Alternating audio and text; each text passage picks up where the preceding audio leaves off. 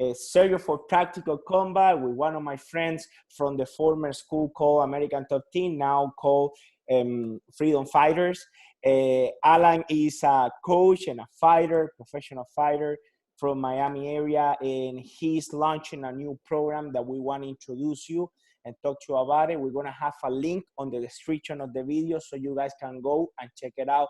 Alan, how are you, my brother? Can you hear me? Good, man. Good. How are you? I'm doing fine. Yeah, I got you. I hear you. So tell me a little bit about the program, what are you bringing, and let's bring the people up to date with what you're doing, my friend. Go ahead. Okay. All right. So since I retired fighting, I've been having this plan of doing a podcast, right? So I've been trying to get together with a couple of my friends and just talk about MMA and about everything that has to do with MMA, right? Nutrition, conditioning, the techniques, everything that has to do with MMA. But besides just MMA, I want to also talk to other people. So for example, in the last 4 shows that I did, I spoke to a YouTube sensation kid that's a fisherman, Mike Monster. Then I spoke to one of my friends who's a curandero, who's a shaman. Okay. He does ayahuasca.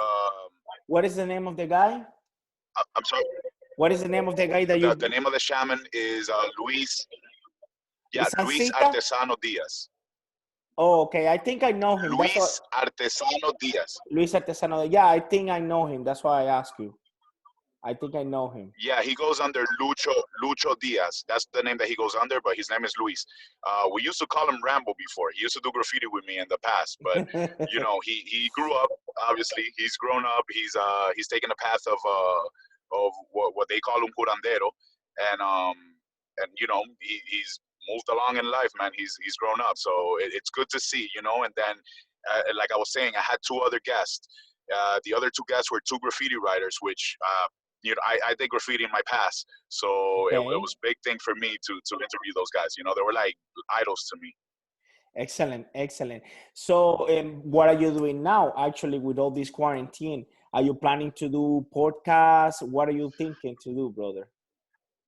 Okay, so my plan was to keep doing the podcast, but since we're doing the whole social distancing thing, I haven't been able to do any with people in the studio. The other thing is I was recording at the gym over there in Freedom Fighters MMA, and since it's closed, I'm not able to use the gym to record. So I've been out. I haven't been doing much. I've been training with my girlfriend, who's a fighter. I don't know if you know her, Claudia Zamora. She's a MMA fighter, and I've been training with her, helping her out, getting her ready for her fights. For hopefully everything opens up soon. Let me tell you people a little bit about Alan. I contacted Alan, I would say at least 5 years ago, one day through Facebook. And I said, Alan, I don't know any Muay Thai, any traditional Muay Thai. I don't know if you remember. I see that you have some fights in Muay Thai. Yeah. Could you help me out? And we agreed to go to some location, but at the end we end up in Freedom Fighters MMA. And Alan helped me out a lot. Sir. We did, I don't know how many rounds. And I can tell you that it was for a period of what? It was like at least 3 months that I was going every Saturday constantly. And we were sparring. Also with Claudia, she was preparing for her fights. Tell people a little bit about your martial arts background so they know that when they go to your podcast, they also going to be able to get some insight in martial arts. So tell people a little bit about you, please, so they know. Of course. Okay, so I started doing martial arts when I was young. Obviously, when I was a little kid, I did taekwondo, I did karate.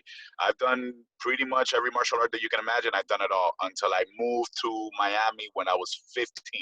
Okay. When I was 15, I started training Muay Thai. I really didn't have a coach. I was just training with friends and just copying whatever I saw. But what I wanted to do was Muay Thai. That's when I was 15. Fast forward to when I was 26. I got tired of getting my ankles broken playing basketball. I played basketball in high school, and then I played basketball to just stay in shape. And I had completely given up on fighting. And at 26, I joined the gym with a friend of mine, and I met Dave Gomez in that gym, and I started training with him. To tell you the truth, he was using me as a training partner for him. He was getting ready for fights. I was just there to learn. And then as time went on, we both got better. Obviously, he was a lot better than me at the time. We both got better. We met Raul Llopis when he came down Yes. from Indiana. Well, Raul Llopis, as you know, is a 6-time world champion. He's a Muay Thai world champion. He's fought all over the world, and he's my coach. Not just my coach, he's like my brother. Yeah, I know. Great guy, So by the way. me and Dave, yeah, no, of course. Me and Dave started training with him, and you know, just things moved on from there. I went from doing a couple of amateur fights to actually fighting. I see. You know, I did 5 amateur fights in 6 months. This is 2009. Mm-hmm. I did 5 amateur fights in 6 months, and then I'm sorry, 2008. Yes, 2008. And at the beginning of 2009, I turned pro in MMA. Okay. Okay, I did amateur kickboxing, but I turned pro in MMA. And MMA. I didn't go the kickboxing way. Yeah, I didn't go the kickboxing way because at the time there wasn't a lot of interest in it. Like for example, like K1 and those big shows weren't really paying a lot of money, and MMA was making a lot more money. So my thought was, I'll go where the money is. You know, maybe it wasn't the best choice, but you know, I had a pretty good career. I can't complain. I became champ in 2010. I was a welterweight champion for a promotion called Raging Wolf Promotions in Buffalo, New York. I won the title, and then on my next fight, I lost the title. I came back down to Miami. I started teaching MMA. You know, I worked in a gym called South Florida Mixed Martial Arts for around 10 years, which I actually ended up owning the I last know. 3 years. And in those last 3 years, I I ended up fighting only well, not only I ended up fighting kickboxing. Right? It was this weird thing that they were doing down in Miami, which was I don't know if you remember the MSC, which was what was it called? Mixed Striking Challenge, right? Which was little gloves, but it was kickboxing. It was It wa- Muay Thai, Oh, I right? think I saw the fights, but I never went to any of the events. I Okay, well, I fought. They did 4 in total. The first one I didn't fight in. The first one was in the I want to say Magic City Casino, and mm-hmm. then the second one was done in the Mikasuki Casino, which I ended up fighting there. Dave Gomez fought there with a friend of mine with Stunner, and it was a good show. It was a really good show. I ended up winning by knockout. Then I had another one of those shows a little bit further down, like probably like 4 months after. I ended up winning that one by knockout too, and then I ended up fighting for another championship, but it was a kickboxing or a Muay Thai championship, whatever you want to call it, because at the end of the day, that style of fighting doesn't really fall into kickboxing or Muay Thai. Yeah, It's its own thing. So I ended up becoming a champ in that too.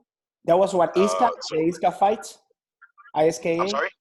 That was what the No, ISKA. it wasn't. It wasn't. No, it wasn't under ISKA. It was its own promotion. It was a mixed striking challenge, and they were doing. I think the style of fighting was MSA, mixed striking arts. Okay, Right. So what the whole point was to get all the striking arts and mix them up, mix them up. and yeah, but you were allowed to do sweeps. You weren't allowed to do takedowns. You were allowed to do sweeps, Oh, right? I Which see. was kind of like it was a gray area in the rules. It was kind of strange because I picked up a guy and I slammed him, and they called my attention, but there were people that were doing belly to backs, and it was okay. So it was kind of confusing. But at the end of the day, I ended up becoming a champ in that promotion too. Um, that was 2000. I'll tell you right now, 2017, if I'm correct, or 2016. I'm not sure. Mm-hmm. And then after that, I ended up doing 3 or 4. No, I did 4 more MMA fights. By the way, I was already 36 or 37 when I won the belt. So I ended up doing those fights more out of needing the money. I You know, see. like it's one of those things. Like you should retire. You should know. You know that you're supposed to retire, and I didn't. I ended up fighting. You know, I wanted to keep the school open. I was fighting for money. I was looking for the other win. And to tell you the truth, I went on a 4-fight losing streak, and Oh, it that was happens. devastating to me, I man. know. Yeah, no, but it was devastating to me, man. It was horrible. It was It horrible. plays. It You plays know, with your but at head the end of the because day, you prepare. You prepare, but shit happens, brother. Well, it's weird because I was prepared. I was getting ready. I was in shape. I had done everything right. It's just, not my time. It was just I was past my It time. happens. It's It hard. happens. It's hard to accept. Well, but at least you keep training and you keep now, training other people and helping them out. That's a good Yeah, yeah. thing. No, I'm never gonna stop training. I don't think I'm ever gonna stop training. This is part of my life. Like I've been doing this for the last since 2006 for the last 14 years, and I've been doing it every single day. I've taught the last 10 years. So, I'm a coach. That's what I do. of course. So, Claudia, how many fights does Claudia has right now? Well, as we speak, she did her 5 amateur fights. We kind of did it in a hurry because she is 34. She just actually turned 34. Um, but we did her amateur fights in a hurry. She did her 5 amateur fights, and then we kind of rushed it to turn her pro, which was a little bit of a mistake because we ended up going to Mexico, Guadalajara, Okay. and she fought over there, and the altitude got her. She I fought told great. you, I mean, I no told you knock on. before. Remember, I told you before. Be I careful know. with the attitude. We I know, but it was like it was one of those things like we wanted to take the opportunity, right? Because she was gonna fight for Combate Americas. Okay. So, in the past, I had fought for Combate America. I was in the TV show. I was in the original TV show when I fought with Level, and it was like she wanted to do Combate Americas. It was the best thing for her, and we kind of rushed the process. We went over there. We didn't train in altitude, but the altitude got her. I She know. did I great though. know. She lasted the whole 3 rounds. She did great. I can't complain. I know she would have been in flat ground. She would have beat that girl in a heartbeat. I You know, know. but it's so weird. It doesn't matter how much you prepare. It doesn't matter if you use elevation mask. You have to actually, unfortunately, based on what I have experienced in the altitude, you have to prepare there. Because when you go at the end, Yes, I will yes. say by the second round, it's like you're dying. It's not you. I mean, you feel the strength, you kind of still connect, but you don't have that like power. How can I say? When you're doing sprints, like you have that speed, like you have that stamina, and Yeah. you lose that with the altitude. So you can keep Well, fighting, but yeah. No, I completely saw it in her. Like we halfway through the first round, she was slowing down, and then after that, it was downhill from there. Not in a really bad way. It's just we could tell that she was really tired, and we knew what she could do, but she wasn't able to do it. I So it was kind of disappointing. But right now, she was scheduled to fight in the Global Legion show coming up. That was supposed to come up. It was actually 2 days before they closed down everything. It was yeah, 2 days to that, and then they closed down everything and the fight fell apart, and she's been waiting to fight since September last year. So imagine, she's going crazy. It's I hard. know. Especially since she trained so hard. I have a spar with Claudia. I Yep. must tell you, she hits really, really hard, and she's very tactical.